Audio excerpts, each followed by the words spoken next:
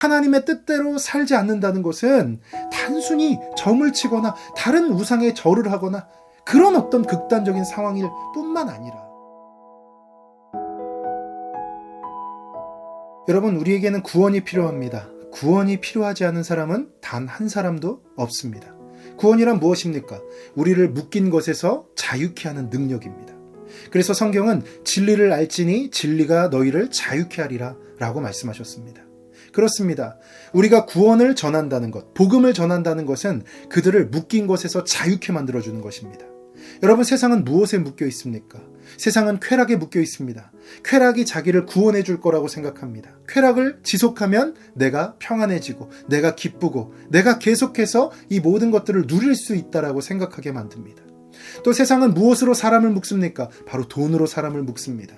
돈을 끊임없이 추구하게 해서 그 돈이 내 인생의 주인이 되고 내 인생의 목적이 그 돈을 모으는 것으로 귀결되게끔 만드는 것이죠. 그러나 그것은 지속하면 지속할수록 더 갈급해질 것이고 더 많이 가지면 더 많이 가질수록 더 많은 것들을 요구하게 될 것입니다. 그리고 또한 그 모든 것들은 사라지고 없어질 것들입니다. 내 손에 있을 수도 있고 없어질 수도 있는 것이죠. 그렇다면 진정으로 묶인 것에서 우리를 자유케 해주시는 분은 누구십니까? 바로 예수 그리스도이십니다.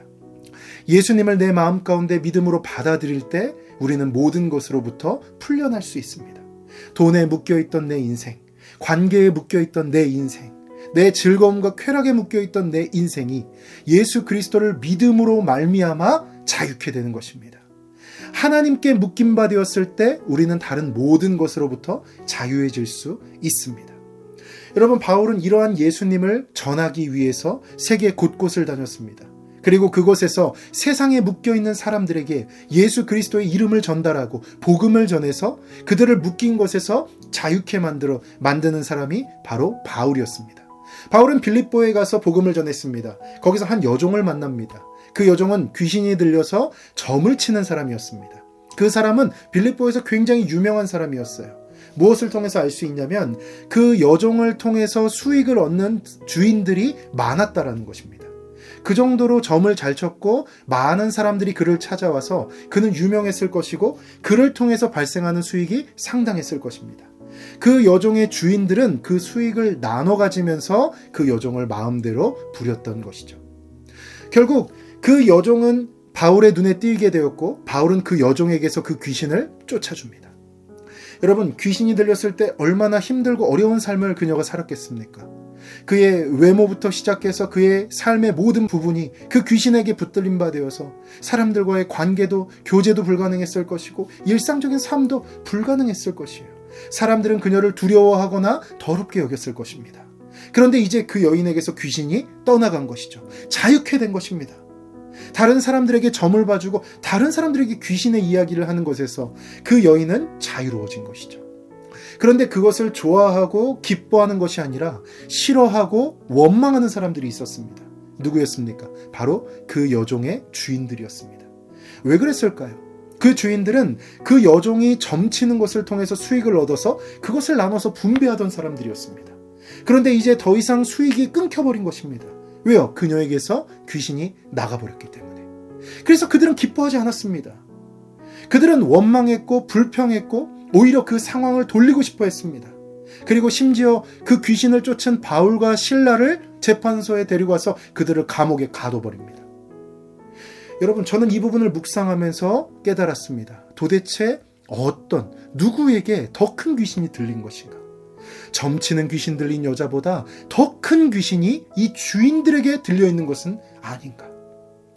이들은 그 여종을 사람으로 보는 것도 아니었고 한 여성으로 보는 것도 아니었고 한 인격체로 보는 것도 아니었습니다. 오직 이 모든 사람들은, 이 주인들은 그 여종을 그냥 단순히 돈벌이로만 봤던 것입니다. 그들에게 이 여종은 사람이 아니고 인간이 아니고 그저 돈을 버는 수익 구조였던 것입니다. 그런데 그 수익 구조가 사라지자 이들은 원망과 불평이 왔고 이 바울과 실라를 감옥에 가둬버리게 되는 그런 상황까지 연출하게 된 것이죠. 이들의 머릿속에는 돈밖에 없었던 것입니다.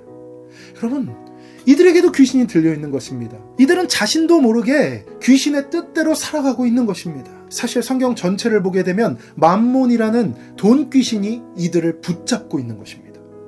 여러분, 돈이라는 것은 우리가 살면서 필요합니다.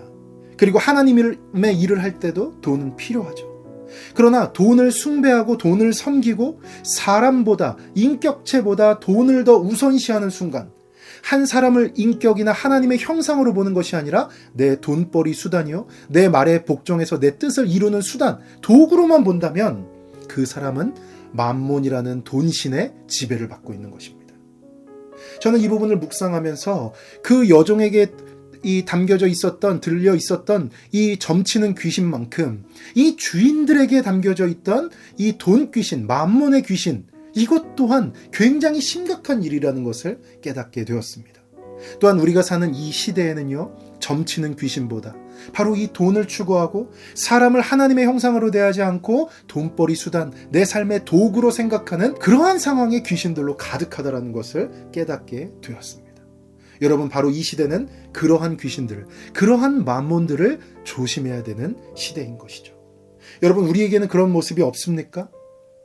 우리는 사람을 인격체로 봅니까? 사람을 하나님의 형상으로 보고 있습니까? 아니면 그저 내가 돈을 벌기 위해서 만나야 되는 사람, 그냥 저 사람은 나에게 돈을 벌어다 주는, 내게 월급을 주는 어떤 사람, 그냥 그런 식으로만 여기며 우리는 혹시 살아가고 있지 않습니까?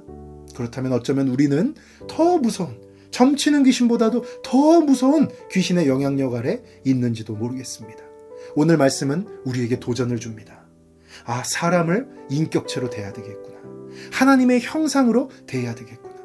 그리고 하나님의 뜻대로 살지 않는다는 것은 단순히 점을 치거나 다른 우상에 절을 하거나 그런 어떤 극단적인 상황일 뿐만 아니라 내가 하나님보다 돈을 더 사랑하고 하나님의 형상인 그 자녀들보다, 그 사람들보다 돈을 더 우선시할 때, 그때 나에게도 이러한 귀신 들린 것 같은, 이러한 심각한 영적인 폐해가 올 수도 있겠구나.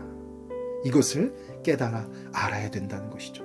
여러분의 시각을 회복하시기를 축복합니다. 모든 사람들을 볼 때 하나님의 형상으로 보실 수 있는 여러분이 되셨으면 좋겠습니다.